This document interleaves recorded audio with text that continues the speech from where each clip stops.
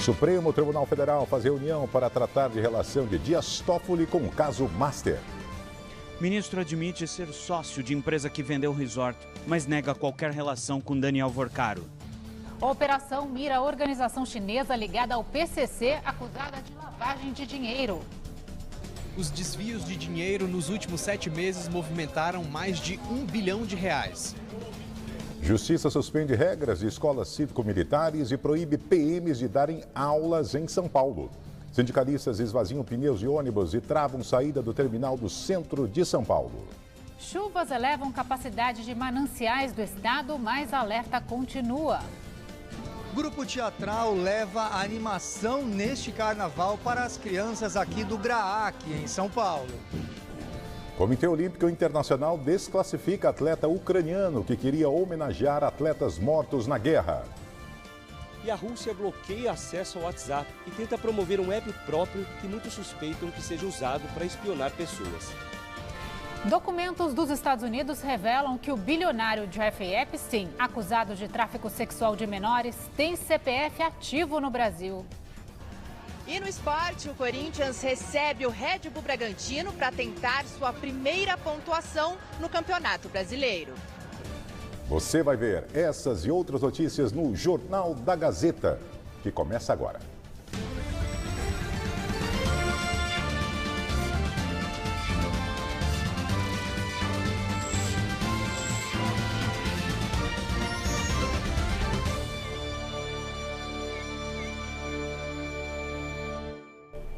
A Polícia Civil pediu a prisão dos donos da rede de academia C4 DIN após uma morte de uma mulher e a intoxicação de outros 6 alunos. O repórter Luiz Turati tem as informações. Boa noite, Turati. Boa noite, Fernanda, Laerte, a todo mundo que acompanha a gente aqui no Jornal da Gazeta. Esse pedido é de prisão temporária, porque os donos da C4 DIN são acusados de homicídio com dolo eventual, ou seja, quando não há intenção de matar, mas a pessoa assume esse risco quando pratica determinado ato. Os sócios da C4 DIN são César Bertolo Cruz, Celso Bertolo Cruz e César Michelov Terração. Eles prestaram depoimento ontem aqui no 42º Distrito Policial de São Paulo, na Zona Leste, e um deles, o Celso, disse que tem autorização para a limpeza de piscinas desde 2023. Era ele quem dava as ordens para o manobrista Severino José da Silva fazer a mistura dos produtos químicos que eram colocados na piscina. Mas o Severino, ele só misturava, ele só dosava esses produtos químicos. Quem aplicava na água era o próprio professor de natação que estava dando aula naquele momento. Essas instruções para fazer a mistura dos produtos químicos chegavam pelo WhatsApp e as mensagens foram apagadas porque o Celso disse que ficou desesperado e apagou as mensagens sem pensar. A Secretaria de Segurança Pública do Estado de São Paulo confirmou a 7ª intoxicação. É uma menina de 5 anos que teve uma piora no quadro respiratório depois que começou a fazer aulas na academia. Segundo o delegado responsável pelo caso, essas intoxicações, que inclusive levaram à morte de uma mulher de 27 anos, aconteceram por excesso de cloro, porque a academia usava em um único dia a quantidade, a dosagem necessária para uma semana. Volto com vocês aí no estúdio. Obrigada, Turati. O líder do Comando Vermelho no Ceará morreu durante uma operação no interior de São Paulo. Breno Araújo Xavier da Silva, conhecido como Blindado, foi morto na região de Atibaia. De acordo com a investigação, ele estava escondido em uma casa no interior paulista após ter passado um período em uma comunidade no Rio de Janeiro, onde mantinha contato com lideranças do Comando Vermelho. Agora, segundo a polícia, ao cercarem o imóvel, os agentes foram recebidos a tiros. De acordo com o relato policial, Breno tentou lançar um artefato explosivo contra as equipes. Os agentes reagiram e o atingiram. No local foram apreendidos um fuzil, uma granada, uma pistola e munições. Breno era apontado como chefe da facção no Ceará e era procurado pela justiça por crimes como homicídios cometidos em Fortaleza. O Ministério Público do Distrito Federal pediu que o piloto Pedro Turra, de 19 anos, seja condenado a pagar ao menos R$400 mil por danos morais à família do adolescente. O jovem morreu no último sábado, após ficar 16 dias internado em estado gravíssimo. O piloto da Fórmula Delta de automobilismo foi denunciado por homicídio doloso qualificado. Os promotores alegam que o caso foi cometido por motivo fútil. Eles avaliam ainda que Pedro Turra foi até o local onde ocorreu a agressão, em 7 de janeiro, com a intenção de iniciar uma briga com o adolescente Rodrigo Castanheira, de 16 anos. A vítima sofreu um traumatismo craniano severo ao bater a cabeça contra a porta de um carro. A investigação ganhou novos contornos nos últimos dias. A Polícia Civil já havia concluído que a versão inicial de que a briga teria começado por causa de um chiclete não se sustentava. A defesa da vítima afirma que a agressão foi premeditada e motivada por ciúmes envolvendo a ex-namorada de outro piloto, amigo próximo de Pedro Turra. Com a repercussão do caso, a Polícia Civil passou a apurar outros episódios envolvendo o piloto. Ele já é alvo de 4 denúncias, sendo 3 por agressões. A defesa do piloto classificou o episódio como um desentendimento banal e afirmou que não houve intenção de provocar o desfecho violento. Pedro Turra permanece preso preventivamente. Agora, a Justiça deverá analisar se recebe a denúncia, o que o tornaria réu, e se o piloto será julgado pelo Tribunal do Júri. A polícia de Goiás investiga um crime que chocou os moradores da pequena Itumbiara, município que fica a 200 quilômetros de Goiânia. Na noite de ontem, o secretário de governo da prefeitura atirou nos filhos e, em seguida, tirou a própria vida. De acordo com as informações preliminares da PM, o secretário municipal de governo, Thales Machado, de 40 anos, atirou contra os 2 filhos, de 8 e 12 anos. O menino de 12 anos morreu logo após dar entrada no hospital. Já o mais novo, de 8 anos, chegou a passar por uma cirurgia, mas não resistiu. Ele morreu na manhã de hoje. Antes de cometer o crime, Thales Machado fez a publicação de uma foto dele e dos filhos em um jogo de futebol. Após receber a notícia da morte dos netos e do genro, o prefeito de Itumbiara, Dione Araújo, sofreu um infarto. O quadro de saúde do político do União Brasil é considerado estável. O governador de Goiás, Ronaldo Caiado, suspendeu a agenda de governo para ir até Itumbiara para prestar solidariedade ao colega de partido. De acordo com a polícia, o caso é tratado como homicídio consumado, seguido de autoextermínio. A corporação afirma que não há evidências de participação de terceiros no crime. A operação da Polícia Civil de São Paulo desarticulou um esquema de lavagem de dinheiro entre empresários chineses e o PCC. A movimentação financeira passa de R$1 bilhão. Foram cumpridos 20 mandados de busca e apreensão em São Paulo e Santa Catarina. 2 pessoas foram presas. Uma mulher na cidade de Assis, interior de São Paulo, e um homem identificado como integrante do primeiro comando da capital, o PCC. A polícia também tinha um 3º mandado de prisão, mas o alvo está fora do país. A investigação gira em torno de um grande e complexo esquema de desvio de dinheiro envolvendo a venda de produtos eletrônicos. O sinal de alerta surgiu quando uma consumidora reconheceu que a conta do pagamento de um produto não correspondia com o CNPJ da empresa divulgado. A denúncia das vítimas que notifiquem as autoridades para quando se sintam lesadas, registrem esse fato, e isso começou dessa forma. Segundo as investigações, os produtos eram vendidos normalmente em sites de venda, mas os valores pagos eram desviados para empresas de fachada em nome de laranjas. A engenharia financeira permitiu a movimentação de mais de R$1 bilhão em apenas 7 meses.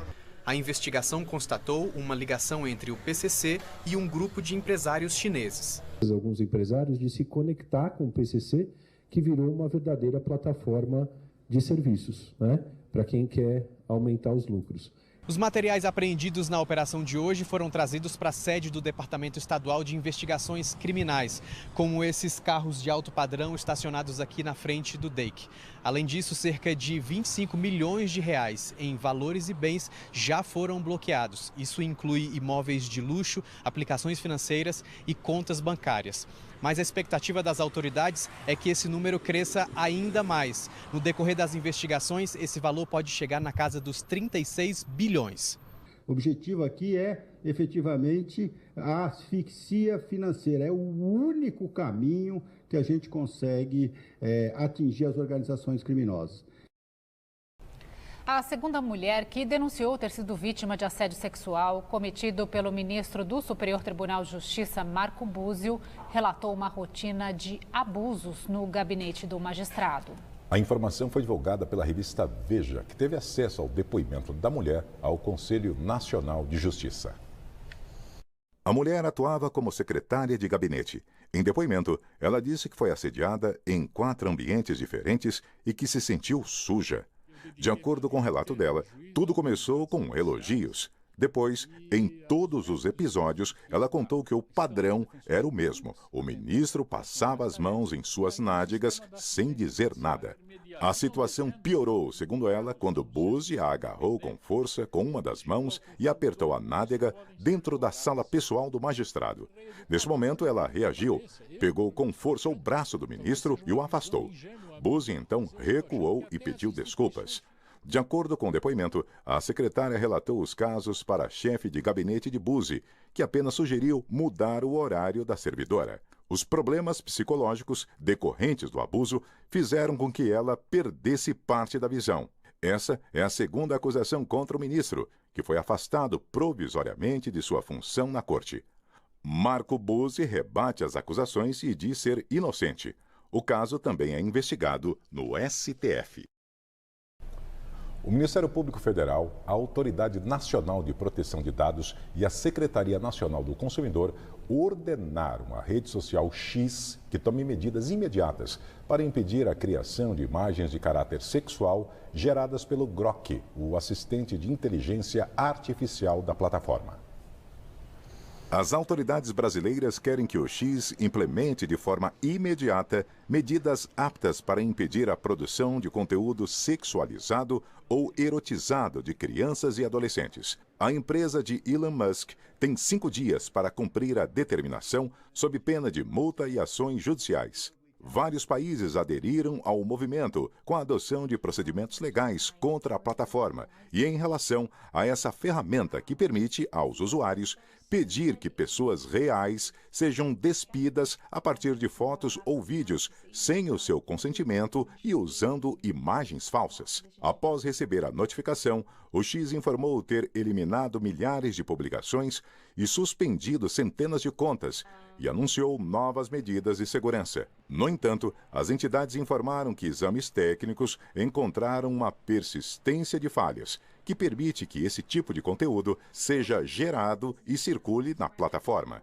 Com isso, o X foi denunciado por não ter sido transparente em sua resposta. O X havia anunciado em meados de janeiro uma limitação de sua ferramenta de IA nos países onde a criação desse tipo de imagem é ilegal, embora ainda se desconheça exatamente onde essa limitação está em vigor.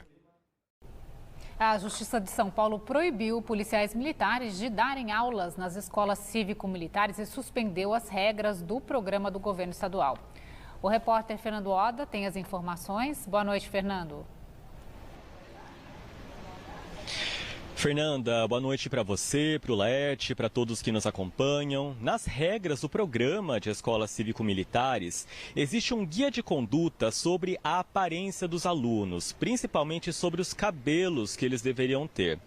No caso dos meninos, a orientação é de que eles não usem corte raspado, com moicano, desenhos, topete e também não usem bigode, barba ou cavanhaque. No caso das meninas, a orientação é sempre ter cabelo amarrado, sem adereços e com uma tonalidade parecida com a cor natural do cabelo delas. A Justiça, então, atendeu ao pedido do Ministério Público e da Defensoria Pública de São Paulo e afirmou na decisão que essas regras podem ser discriminatórias e impactar diretamente alunos que são negros e LGBT+.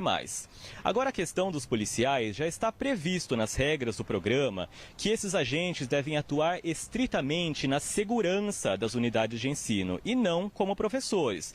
Inclusive viralizou aquele vídeo de um agente dentro da sala de aula escrevendo na lousa para os alunos em uma escola no interior de São Paulo e ainda escrevendo palavras erradas. A Justiça deu 48 horas para que a gestão estadual aplique essas regras, com possibilidade de multa de R$10 mil no caso de descumprimento. Ainda cabe recurso. A produção do JG pediu um posicionamento da Secretaria da Educação a respeito dessa decisão e, em nota, a pasta afirmou que ainda não foi formalmente notificada sobre a decisão. É com vocês no estúdio. Fernando Oda, obrigado pelas informações. Em meio à disputa sindical, um dos principais terminais de ônibus de São Paulo ficou fechado por um período, o que atrasou passageiros ao longo do dia. Além do bloqueio, manifestantes furaram os pneus dos veículos no terminal Parque Dom Pedro. Passageiros do transporte público da capital paulista levaram mais tempo do que esperavam para embarcar hoje. Eles só puderam acessar o local após a retomada do serviço, que aconteceu aos poucos e com longos intervalos entre as linhas. Por volta da hora do almoço, um aviso sonoro alertava sobre o funcionamento parcial. Atenção, senhores usuários, devido à paralisação sindical, as linhas deste terminal estão operando com intervalos prolongados. A operação no Parque Dom Pedro II foi bloqueada no final da manhã, com articulados interrompendo a entrada e saída de outros ônibus no terminal, o que deixou o serviço paralisado no centro da cidade. Uma disputa sindical motivou a ação. Manifestantes furaram pneus dos veículos. O Sindicato dos Motoristas e Trabalhadores dos Ônibus do município afirmou que o protesto foi encabeçado pela chapa de oposição à atual diretoria do Sindimotoristas e também repudiou o protesto. A eleição no sindicato está marcada para os dias 10 e 11 de março. A Prefeitura de São Paulo disse que acionou a polícia para registro de boletim de ocorrência e repudiou o ato classificado pela gestão como vandalismo. Um grupo teatral está levando a animação dos bloquinhos de carnaval para hospitais infantis em São Paulo. Hoje foi um momento raro para crianças em tratamento contra o câncer sentir a alegria da folia mesmo dentro do ambiente hospitalar. Eles já chegam fazendo palhaçada. Ei, foi muito, gente. Tem o quê? Fica aí, tem. Que tem o quê? Que me dá seu coração. E hoje é na batida do carnaval. O bloquinho improvisado é uma ação do grupo teatral Esparatrapo, já conhecido por levar riso para crianças em tratamento do grupo de apoio ao adolescente e à criança com câncer, o GRAAC. Entre marchinhas adaptadas que fazem a molecada cair no riso, os palhaços animam até a equipe do hospital. Os pais, claro, também adoram. A Valentina, de 5 anos, por exemplo, trata um tumor na cabeça e, com a mãe, Francinete, pulou um pouquinho de carnaval em plena quinta-feira. Eu já conheço eles sempre vêm. A Valentina adora, as crianças tudo adoram, né? Ah, você já conhece? É, porque eu vejo ele lá no lugar onde eu vejo, é lá em cima da brinquedoteca. As crianças adoram, até a bebezinha ficou rindo. Foi muito engraçado. O GRAAC chega aos 35 anos mantendo a excelência no tratamento de graça pelo SUS. Os atores visam humanizar ainda mais o ambiente, muitas vezes de sofrimento, mas que se enche de colorido em situações como essa, junto à companhia Esparatrapo. O grupo teatral existe desde 2006, mas esta é a primeira ação específica durante esses dias de carnaval. Segundo os médicos, para além dessa animação carnavalesca, a atividade pode ajudar também na recuperação dos pacientes.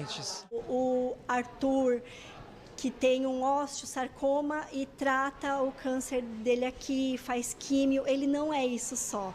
Ele é o Arthur, que gosta de carnaval, que adora pular carnaval com a família. Eles têm bem-estar e têm uma caminhada mais leve. O bloquinho certamente tornou o dia de quimioterapia da pequena Zuri muito mais descontraído. Eu gostei muito das coisas que teve, eu gostei de dançar. É diferente, né? Que aí a criança vem fazer o tratamento, mas ela não fica naquele sentimento ali de Medo, porque tem esse sentimento de medo das agulhadas, né? Essas coisas assim. Não chora mais. Não chora mais?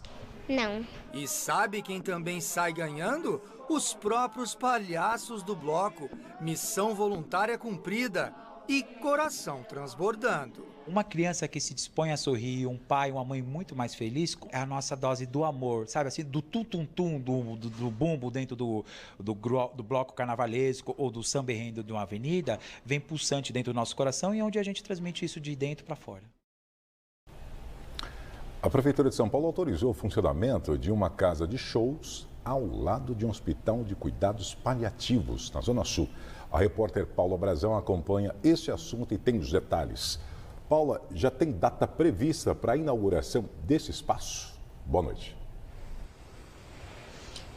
Oi, Laete, boa noite a você que nos acompanha. Tem data prevista sim, depois de amanhã, no sábado de carnaval, dia 14. Eu falo aqui de um ponto para você que nos assiste ter a noção da proximidade dos dois locais. Olha só, o Ricardo Braga vai mostrar para vocês, essa estrutura fica nos fundos do local da casa de shows. E aqui, bem ao lado, apenas um muro separando os dois lugares, já fica o Hospital de Cuidados Paliativos, o Hospital Premier Brooklyn. A entrada dele fica na Avenida Jubatuba e a entrada do local de eventos fica na Avenida Chucre Zaidan. O local recebeu um alvará da Prefeitura para funcionar por 6 meses, prorrogáveis por outros 6 meses. E isso está incomodando todo mundo que mora aqui, é uma área bem residencial e também o hospital. Eles fizeram um abaixo-assinado que tem 1.300 assinaturas até o momento. Então, eles estão se mobilizando para que esse alvará ele seja revogado de alguma maneira. Vereadores de São Paulo entraram com ofícios para que o alvará seja revisto. E também o Ministério Público cobrou a gestão municipal e a Polícia Militar que monitorem os eventos aqui no local, que, como eu disse, tem primeiramente um alvará para 6 meses, mas pode prorrogar esse tempo para outros 6 meses. Em nota, a Prefeitura disse que o alvará foi emitido com base em análise técnica. E também a casa de shows, que fica logo ali, a Varanda Estaiadas, disse que, em nota também, que todas as diretrizes estabelecidas pelas autoridades estão sendo seguidas e se colocou à disposição para esclarecimentos. Volto com vocês no estúdio. Paula Brazão, obrigado pelas informações. Documentos divulgados pelo Departamento de Justiça dos Estados Unidos sobre o caso Epstein revelaram que o bilionário acusado de crimes sexuais tem um CPF brasileiro. A informação aparece em uma lista de arquivos divulgada pelo órgão nas últimas semanas. O CPF registrado na Receita Federal em nome de Jeffrey Epstein foi emitido em 2003 e ainda está com a situação regular. O cadastro apresenta também a data de nascimento do bilionário, 20 de janeiro de 1953. As regras da Receita Federal permitem que estrangeiros sem residência no Brasil solicitem inscrição. O pedido pode ser feito pela própria pessoa ou um procurador. O bilionário chegou a conversar ainda com a empresária e investigadora alemã Nicole Junkermann sobre a possibilidade de obter cidadania brasileira. Hoje, o Ministério Público Federal abriu uma investigação sobre possível conexão do Brasil com a rede de Epstein.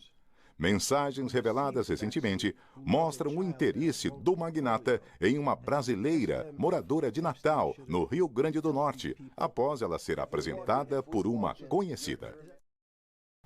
O brasileiro que foi preso por agentes do Serviço de Imigração dos Estados Unidos durante uma entrevista para obter o visto permanente retornou hoje ao país. Matheus Silveira desembarcou durante a madrugada em Belo Horizonte. O brasileiro, que desde 2024 é casado com uma americana, foi detido ao comparecer a um centro de imigração de San Diego, na Califórnia, para regularizar sua permanência nos Estados Unidos.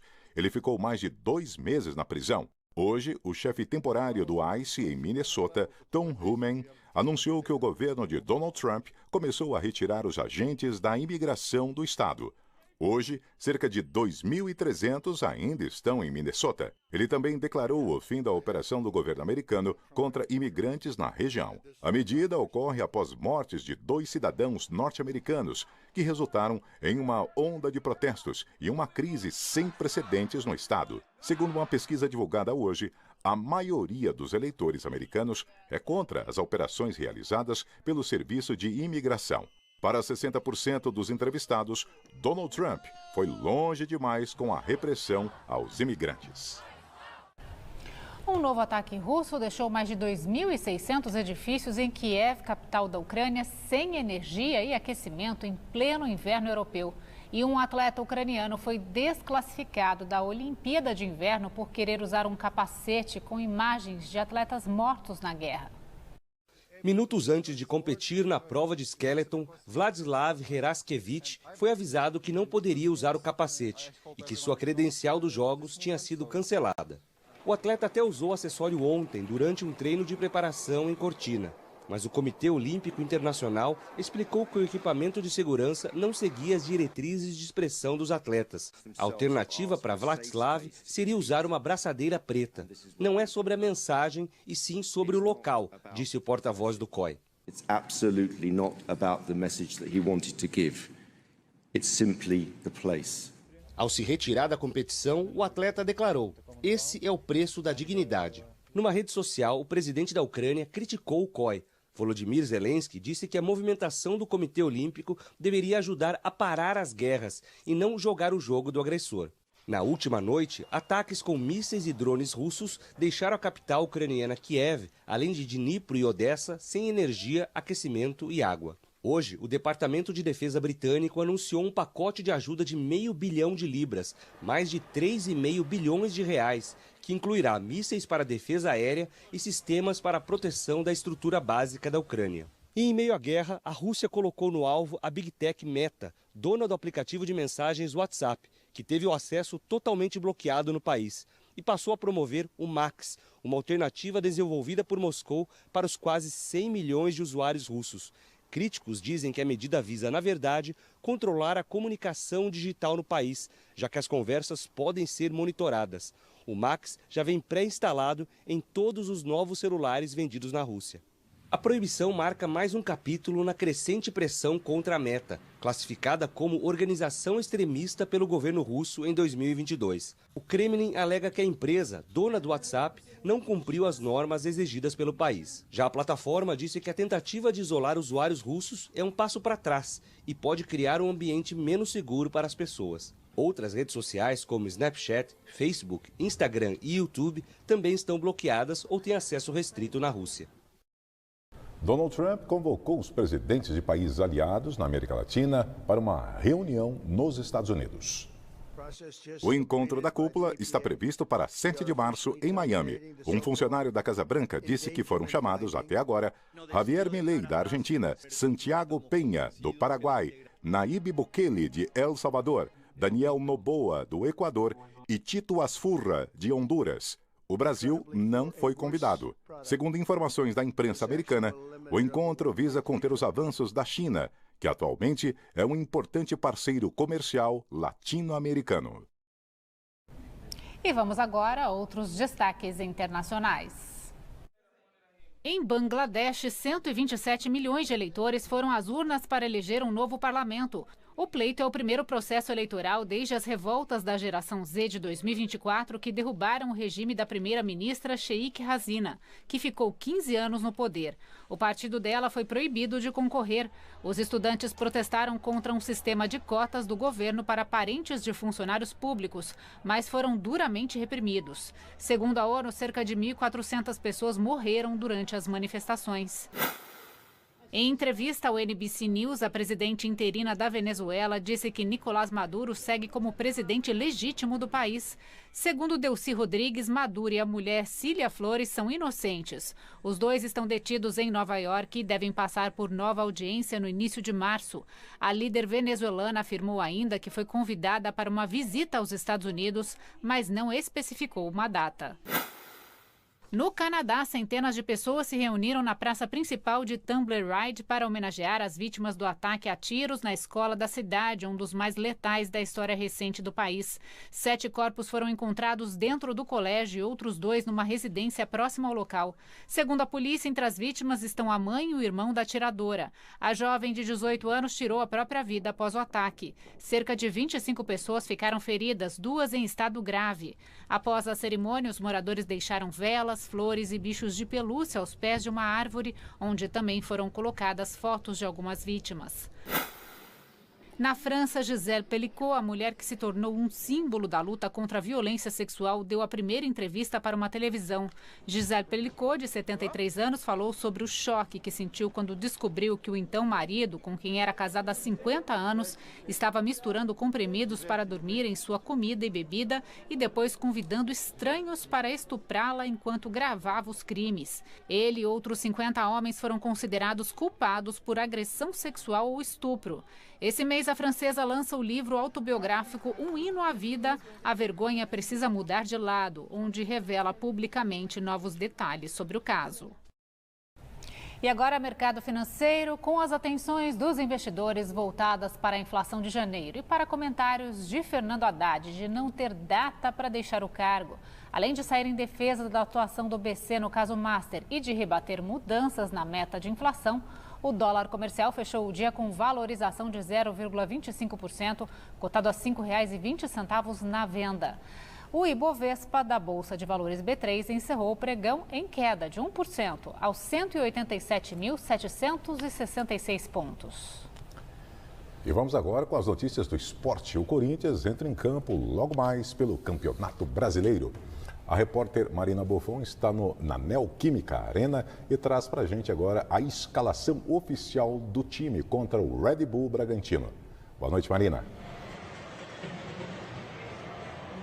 Olá, Laerte, boa noite para você, para todos que nos acompanham aqui no JG. Pois é, logo depois do Jornal da Gazeta, a gente tem Corinthians e Red Bull Bragantino pela terceira rodada do Campeonato Brasileiro. Corinthians que ainda não venceu na competição, tem apenas um jogo disputado, é verdade, mas vai em busca desses primeiros pontos aqui na Neoquímica Arena diante da sua torcida. A escalação oficial já saiu e é a seguinte: Hugo Souza no gol, Mateuzinho na lateral direita, a dupla de zaga com Gabriel Paulista e Gustavo Henrique, na lateral esquerda, Matheus Bidu.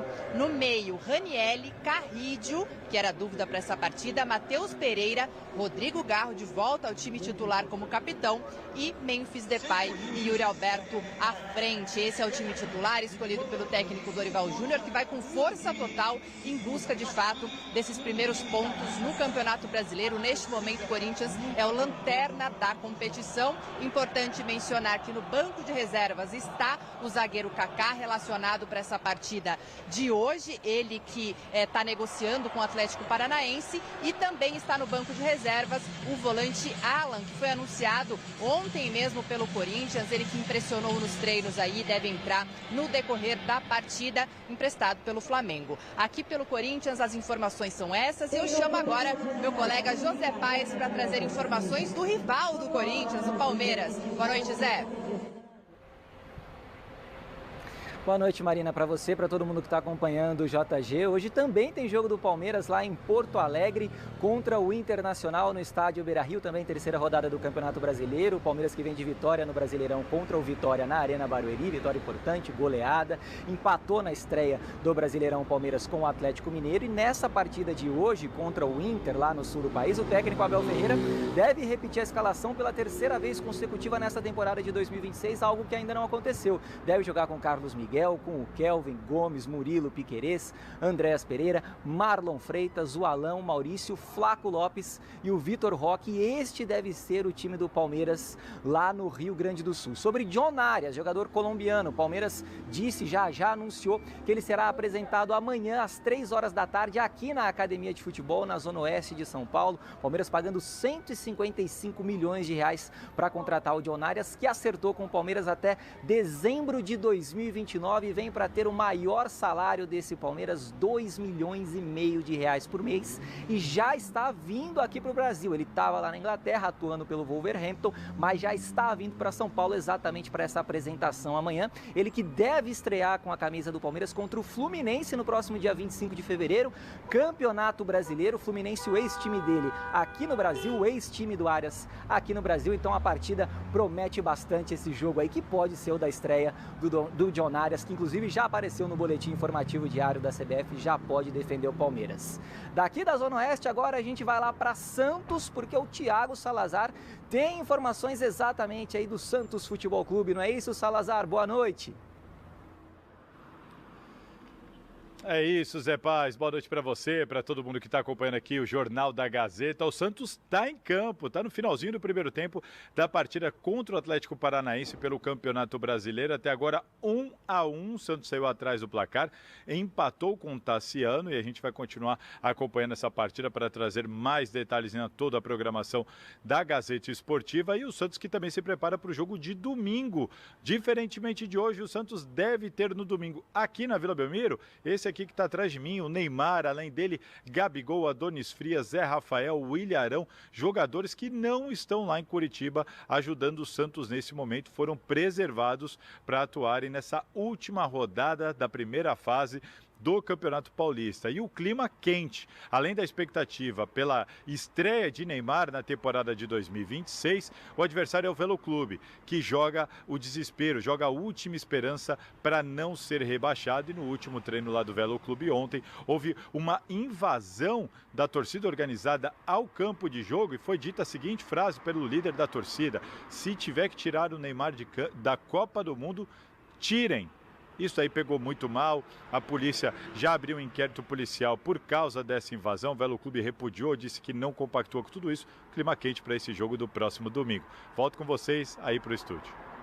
Thiago Salazar, obrigado pelas informações. E o São Paulo, hein, ganhou do Grêmio ontem à noite e assumiu a liderança do Brasileirão. Na primeira vez do trio ofensivo do São Paulo, iniciando uma partida nesse ano, o tricolor paulista ganhou do Gaúcho e podia ter sido de goleada. O gol que abriu o placar saiu de uma jogada estranha com pênalti esquisito. O Everton acertou o canto e a bola, mas ela entrou para a alegria do batedor, Lucas Moura. A expulsão gremista logo após o intervalo deu mais espaço para o São Paulo ampliar a vantagem. O 2-0 começou com o bote do Lucas Ramon, lateral que chegou outro dia. Depois passou pelos pés do Lucas mais famoso, Lucigol na assistência, tocando no Caleri, que é aquilo que você já sabe. Põe na cal de novo. Luciano, derrubado na área, bateu o penal. O Everton nessa aí foi mais feliz que o cobrador. Los penaltis, sí, a gente escolhe, mas ao final do dia, que escolhe realmente dentro o jogador, que sente nesse momento as conversas entre eles. Líder momentâneo do Brasileiro e zona de classificação no Paulista. O negócio do São Paulo agora é tentar garantir a vaga no mata-mata do estadual domingo em Campinas contra a Ponte Preta. E por que não sonhar com coisas muito maiores que combinam com a grandeza do São Paulo? Quando você levanta uma taça, você fica no quadro no clube para sempre. Então a gente quer ficar outra vez no quadro para sempre. E vamos ir o domingo a ganhar, a classificar e a entrar no mata-mata de quartos de final, que aí vai ser uma batalha totalmente diferente. As chuvas que atingiram o estado de São Paulo neste início de ano tiveram impacto positivo nos reservatórios de água que abastecem a região metropolitana. O Cantareira, que chegou a ter pouco mais de 19% de volume armazenado em dezembro, hoje opera acima de 31%. As chuvas começaram a se intensificar em janeiro, mesmo assim ficaram abaixo da média histórica. Mas nesses 12 dias de fevereiro, o sistema Cantareira acumulou quase tudo o que era esperado para o mês. Foram 180 milímetros. O resultado é uma lenta, mas positiva recuperação do volume armazenado. Em 8 de dezembro, o Cantareira apresentava apenas 19,7% de água, um dos períodos mais críticos desde a crise hídrica de 2015 e 2016. Fechou o ano de 2025 com 20,2%. Um mês depois, no dia 31 de janeiro, tinha 22,7%. E 12 dias depois, chegou aos atuais 31,4% de água armazenada. A SP Águas e a ANAS, Agências Estadual e Federal de Águas, afirmam que a situação ainda preocupa e, por isso, o Sistema Integrado Metropolitano de Represas vai continuar operando até o fim deste mês em faixa de restrição nível 4, o que significa que segue a redução na pressão de água por 12 horas no período noturno. Agora a previsão do tempo aqui no JG. Amanhã a presença do sol será ainda maior no estado de São Paulo, com previsão de chuvas sem previsão de chuvas para a faixa norte aí, também para o Vale do Paraíba e chegando até o litoral norte. Agora, nas outras regiões que aparecem em azul no mapa, a chuva vem de forma moderada, podendo até ser forte em alguns momentos, e aí devido ao calor e à presença alta da umidade. E amanhã tem desfile de escolas de samba de São Paulo e o tempo não deve ser um problema. O dia vai começar com 20 graus. Depois, no pico da tarde, chegaremos a 32 e tem previsão de uma pancada de 15 milímetros no fim da tarde. Mas a noite e madrugada será abafada e, se chover, será fraca e passageira. No sábado, os foliões dos bloquinhos têm que se preparar para o calorão no período da tarde, com máxima prevista de 33 graus. Uma chuva ainda mais isolada e para as escolas de samba do segundo dia de desfiles, não há previsão de chuva. E o carnaval segue assim aqui em São Paulo. Muito calor, pouca chuva. No domingo e na segunda, máximas acima de 30 graus. E na terça faz 29, que é bem quente ainda. São Paulo é quase uma exceção no meio de muita chuva. Dá só uma olhada no mapa do Brasil amanhã. Áreas em azul mais escuro têm possibilidade de temporais ao longo do dia. No sul, por causa de uma frente fria que atua, é a primeira de uma sequência de duas até o fim de semana. Previsão de formação, então, do corredor de umidade, saindo do norte, passando pelo centro-oeste, chegando, então, até o sul do Brasil, intensificando as precipitações. E ainda falando de clima, Portugal vem sofrendo com tempestades desde janeiro. E hoje os moradores de lá tiveram mais complicações. Vamos, então, falar ao vivo com o repórter Luiz Corvini, que traz os detalhes para a gente. Boa noite, Luiz. Suas informações. Isso mesmo, Fernanda, boa noite para você, para o Laerte, para todo mundo que acompanha o Jornal da Gazeta. Uma situação bem complicada mesmo em Portugal, por conta das tempestades. Uma das barragens do Rio Montego, que fica na região de Coimbra, ele se rompeu, causando o colapso de uma parte de uma rodovia que liga a capital Lisboa a Porto, que é a segunda cidade mais importante do país. 3.000 residentes, eles tiveram que ser evacuados da região e pelo menos 15 pessoas morreram nas últimas semanas em consequência da tempestade Christine, que tem causado muitos estragos e alagamentos, como a gente está vendo nas imagens. O governo disse que já choveu o equivalente a 20% do esperado no ano e que os reparos eles podem levar semanas. Mas é justamente a gestão dessa crise pelo governo português que tem causado muita insatisfação pela população, tanto que a ministra do Interior de Portugal, depois de tantas críticas, a Maria Lúcia Amaral, ela acabou renunciando. Mas olha, não é só Portugal não, viu? Na costa oeste da França, ventos de mais de 150 km por hora deixaram quase 1 milhão de pessoas sem energia. E na Espanha, as tempestades também causaram problemas. Na Catalunha, as aulas foram suspensas e dezenas de voos acabaram sendo cancelados em Barcelona. Eu volto com vocês aí no estúdio. Luiz Corvini, obrigado pelas informações. E veja a seguir, Justiça Eleitoral autoriza samba-enredo sobre presidente Lula, mas ministros fazem alerta. E ainda a STF faz reunião para tratar da relação de Dias Toffoli com o Banco Master.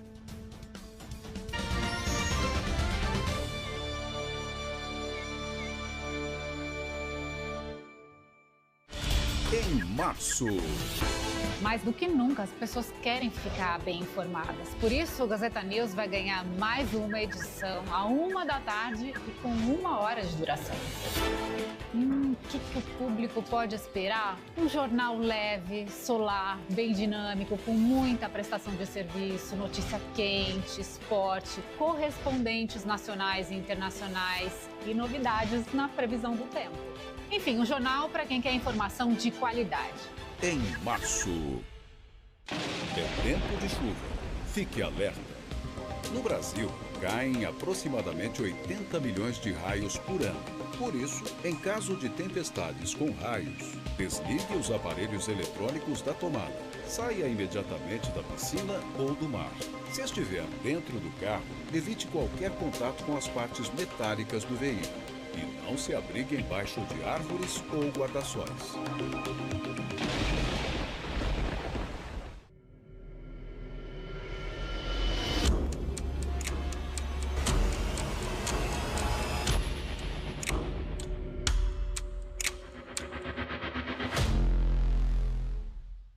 Em um escritório dividido em pequenos boxes, homens e mulheres trabalham. Um rapaz de pele clara regala os olhos com a mensagem na tela do computador. Sistema fora do ar. Começa um corre-corre. O homem com extintor nas mãos, papéis voam por toda a sala e até a máscara de oxigênio cai do alto. Altiva e confiante, a mulher negra chega ao escritório, vai até o computador do rapaz e restabelece o sistema. Todo mundo tem um nome para chamar quem é bom no que faz. Aí é profissa, viu? Mais de 100 institutos federais. Vem ser profissa também. Faça curso técnico ou superior de tecnologia. Mais de 150 minutos para o O Pronatec. governo do Brasil está do lado de quem busca crescer e investe para que você tenha uma formação de qualidade e conquiste seu espaço no mercado de trabalho. Homens e mulheres trabalhando em áreas diversas. Acesse... É mais oportunidade de emprego e maior renda para você. gov.br/mec/EPT. Educação profissional e tecnológica. Estudantes com computadores. Vem ser profissa. Técnicas em campo. Governo do Brasil, do lado do povo brasileiro. Em domingo de rodada decisiva, o Mesa Redonda garante a prorrogação. O Paulistão é o Paulistão. Confira os resultados e a repercussão de Palmeiras e Guarani, São Bernardo e Corinthians, Ponte Preta e São Paulo, Santos e Velo Clube. E ainda, qual é a maior contratação da temporada? O convidado é o jornalista João Carlos Albuquerque. Mesa Redonda, neste domingo, das 9 às 11h30 da noite.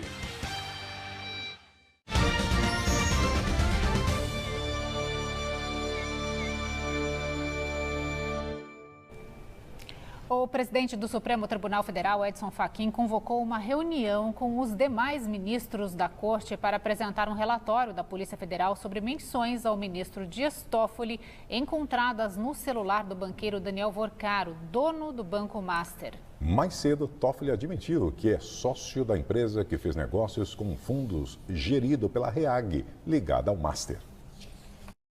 Em nota divulgada hoje, o ministro Dias Toffoli, relator do inquérito sobre o Banco Master no Supremo Tribunal Federal, confirmou ser sócio da Maridit Participações, empresa familiar dirigida pelos irmãos dele.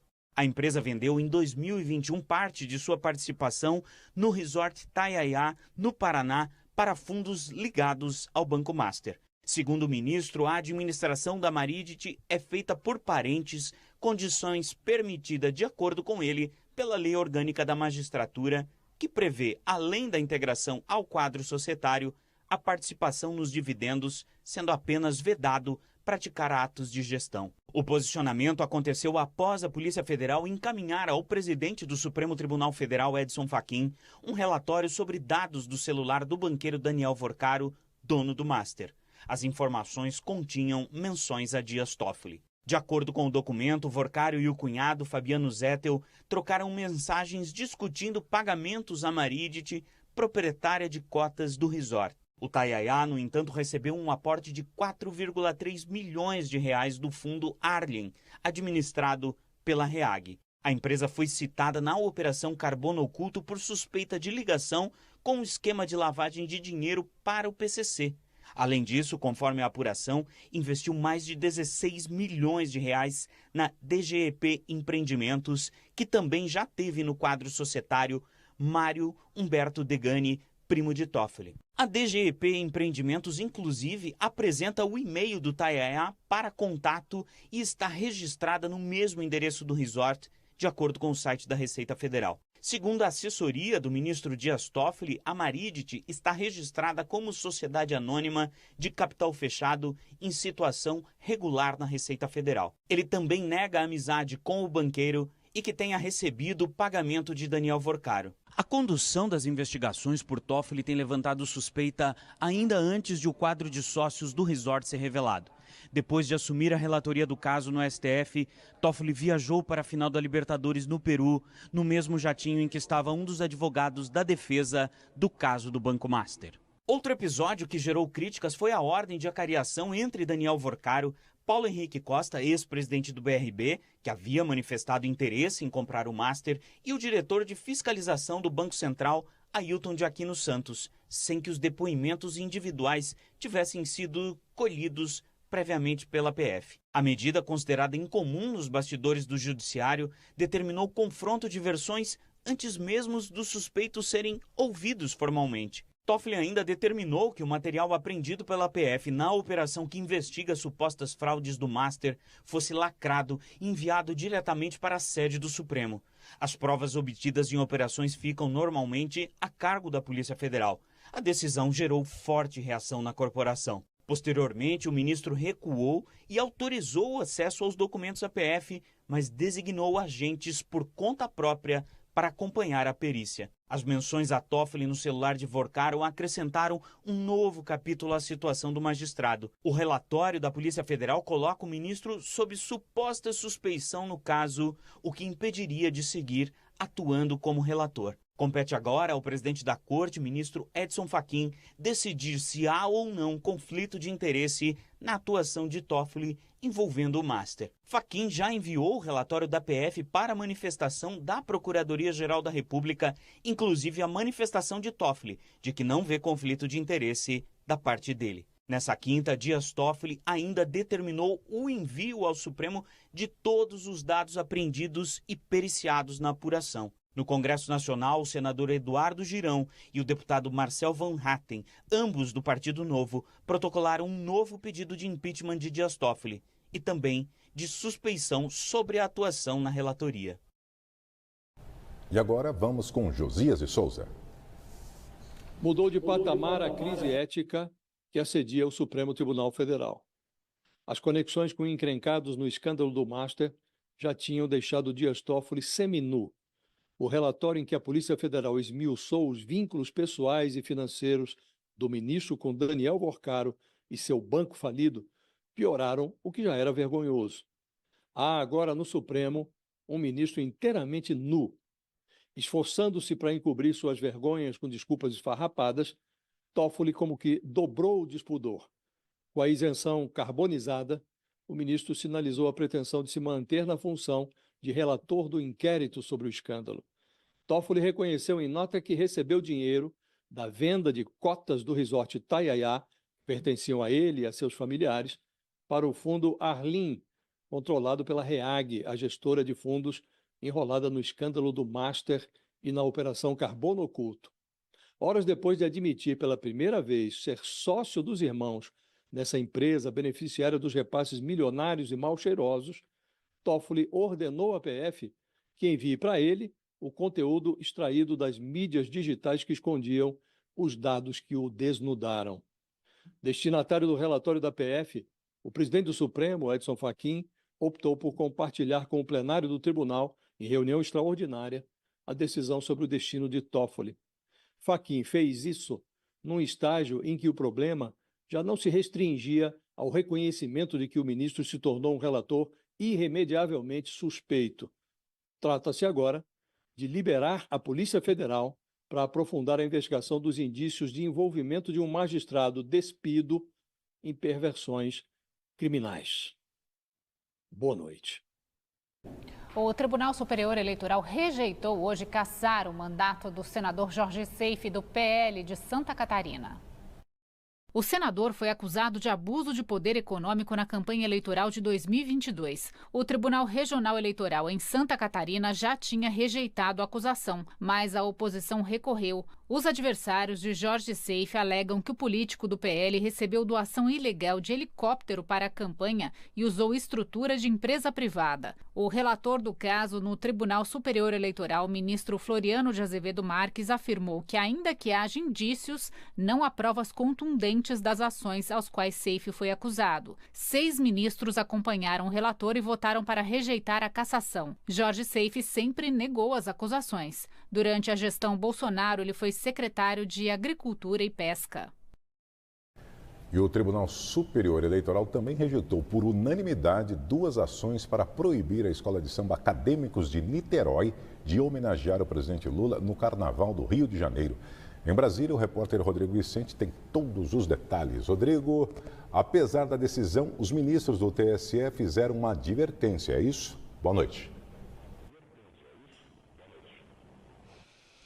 É isso mesmo, Laerte, de que a decisão aí não cria salvo-conduto para decisões futuras aí que possam vir, a situações futuras que possam vir a ferir a legislação eleitoral. Boa noite a você, a Fernanda, a todos que nos acompanham aqui no Jornal da Gazeta. Bem, as liminares foram protocoladas aí pelo Partido Novo e pelo Partido Missão, que alegam que o uso da imagem do presidente Lula, a presença dele na avenida, o uso de jingles, do número do Partido dos Trabalhadores, tudo que vai ser usado no desfile que homenageia o presidente seria aí um tipo de propaganda antecipada. Bem, o Novo argumenta também a questão do uso de recursos públicos, uma vez que por meio da Embratur, junto com o Ministério da Cultura, será feito um aporte de R$1 milhão à escola de samba. Bem, para a ministra Estela Aranha, que foi a relatora do caso, ela disse que nesse momento não há um fato possível, uma vez, claro, que o desfile não se realizou, mas que isso, claro, pode ser revisto depois da realização do evento. A ministra Carmen Lúcia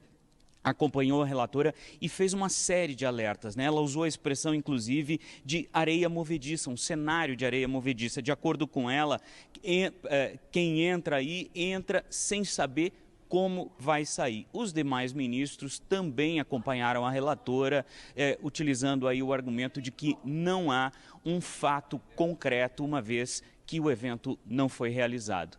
Fernando e Laerte, eu volto com vocês. Obrigada, Rodrigo. Boa noite. E quinta-feira é dia de estreias de cinema aqui no Jornal da Gazeta e tem a adaptação de clássico da literatura para as telonas. Em Morro dos Ventos Uivantes, Margot Robbie de Barbie e Jacob Elord de Euforia vivem Catherine Earnshaw e Heathcliff. Mas os fãs do clássico literário que Emily Bronte lançou em 1847 devem se preparar para uma adaptação pouco fiel ao livro. É que a diretora e roteirista Emerald Fennell já afirmou que apenas se inspirou na história gótica vitoriana para fazer algo novo. Na narrativa, uma paixão proibida entre irmãos adotivos. Na animação Uma Cabra Bom de Bola, o bode Cameron Cade é um atleta em ascensão de rollerball, um esporte perigoso. Prestes a ser escolhido para entrar em um dos maiores times da modalidade, ele é atacado por um fã e nem tudo sai como esperado. Caminhos do Crime é um thriller policial. Chris Hemsworth vive um enigmático ladrão de joias de alto nível que planeja seu último grande golpe. Ele se une a uma corretora de seguros desiludida vivida por Halle Berry. Mas os dois têm que enfrentar um detetive obstinado no papel de Mark Ruffalo. Terror, suspense e comédia caminham juntos em Socorro.